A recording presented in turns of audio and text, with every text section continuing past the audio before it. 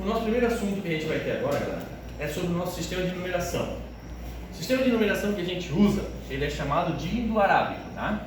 Por quê? Ele é uma mistura do sistema que os hindus utilizavam e que eles trouxeram para a parte mais árabe ali, que é a parte do comércio.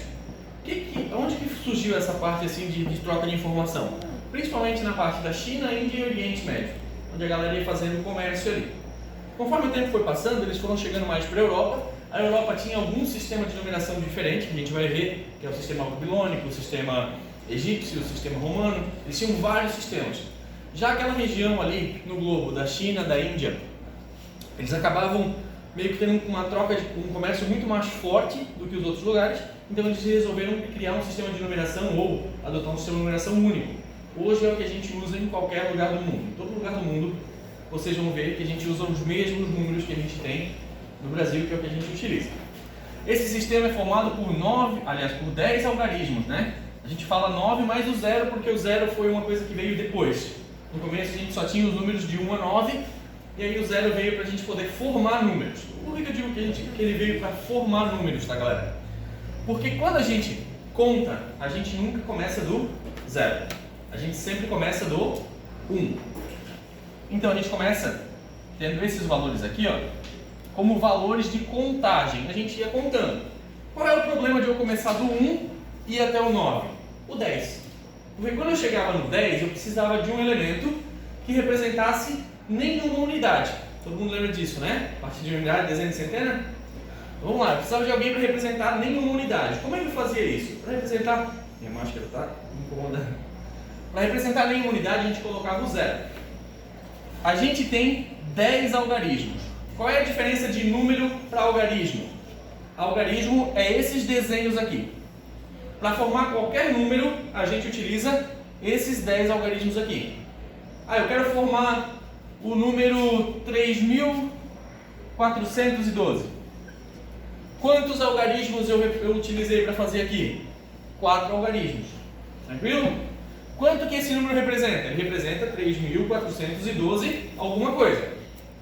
Mas eu usei 4 algarismos para fazer. Tranquilo? A diferença de número e algarismo é tranquilo? Algarismo é o desenho que é utilizado. Então, por exemplo, se eu tivesse esse número aqui, 3.312, quantos algarismos eu utilizei? 4. 4 algarismos. Aí vocês vão dizer, Jorge, mas o 3 e o 3 repetiram. Não faz mal, eu utilizei 4 algarismos. Agora se a pergunta fosse, quantos algarismos diferentes eu utilizei para escrever tal número? Diferentes seriam 3. Então depende do que a gente pergunta. Então vamos lá, quantos números a gente tem? Infinitos. Já está aqui. A gente tem infinitos números. Quantos algarismos a gente tem? 10. Quantos algarismos eu posso utilizar para fazer um número? É infinito, é indefinido. Eu posso usar quantos algarismos eu quiser. Qual é a diferença? O nosso sistema ele é um sistema posicional. Olha, quando a gente vê daqui um pouco o sistema, por exemplo, o sistema egípcio, ele era representado por desenhos. Eu tinha lá um calcanhar que valia 10, uma corda que valia 100. Ele não era posicional. O desenho indicava a quantidade. Já aqui no nosso, por exemplo, a gente vai pela posição do número, tá? Aqui nesse exemplo, vamos pensar só o 2. Esse 2 aqui, ele representa quantas unidades? Esse 2 que está aqui, galera, representa quantas unidades? 2. Não sei o que eu queria falar, mas deve ser uma travada. 2 unidades, né? Vamos pensar em maçã, velho. Vamos falar sobre maçã. Aqui eu tenho 2 maçãs, beleza? Agora vamos pensar nesse outro número aqui. A gente tem 23. Mas só pensando no 2. Esse 2 representa quantas maçãs? Só o 2 aqui na frente. 20. Porque ele está na casa da dezena. Então eu só mudei ele de posição e ele passou a ter um valor diferente. A mesma coisa aqui embaixo. 214 maçãs. Mas se eu for só estudar o número 2 isolado aqui dentro, ele representa qual quantidade? 200. Beleza? Todo mundo entendeu isso? Então depende de onde o nosso número está, ele tem um valor diferente. Show? Isso aí, galera, é por causa dessa classificação em ordem que a gente tem. Que seria o quê? Dependendo da posição que o número está, ele vai representar uma certa quantidade de unidades. Essa quantidade é sempre definida por 10. Ou seja, eu tenho 10 unidades e eu gerei uma dezena. Eu tenho 10 dezenas e eu gerei uma centena. Por que a gente tem esse tal do 10? A gente tem 10 algarismos. Então a gente começa mudando o número. A gente começa lá no 10, depois 11, depois 12, e assim vai até chegar no 19. Quando chegou no 19, eu já passei pelas 10 casas que eu tinha para colocar, os 10 algarismos. Então quando eu chegar no próximo, que vai ser o 0 de novo, eu acrescento um na frente. Então por isso que a gente diz que o nosso sistema é um sistema de base 10.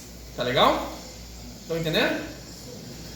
As ordens vocês já viram no ano passado, só vamos relembrar. A gente sempre considera um número olhando da nossa direita para a nossa esquerda. Então eu vou jogar um número maiorzinho aqui. Beleza? Então vamos lá. A primeira ordem é a ordem das unidades, segunda ordem da dezena, terceira ordem da centena. Aqui do lado eu coloquei tal de classe. Beleza?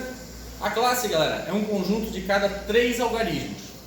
A gente tem a primeira classe, que é chamada de classe da unidade. Por que a gente chama de classe da unidade? Tá? Porque quando a gente lê esse número aqui, ó, o 1 representa uma unidade, o 10 uma dezena, o 3 uma centena. Beleza? Só que eles são unitários. Quando a gente passa para a quarta, quinta e sexta ordem, a gente vai voltar a repetir unidade, dezena e centena. Mas agora a gente vai falar unidade de milhar, dezena de milhar, centena de milhar. Esse milhar é o que a gente chama de segunda classe. Então a segunda classe é tudo aquilo, unidade, dezena e centena, acompanhado da palavra de milhar, da expressão, né, de milhar.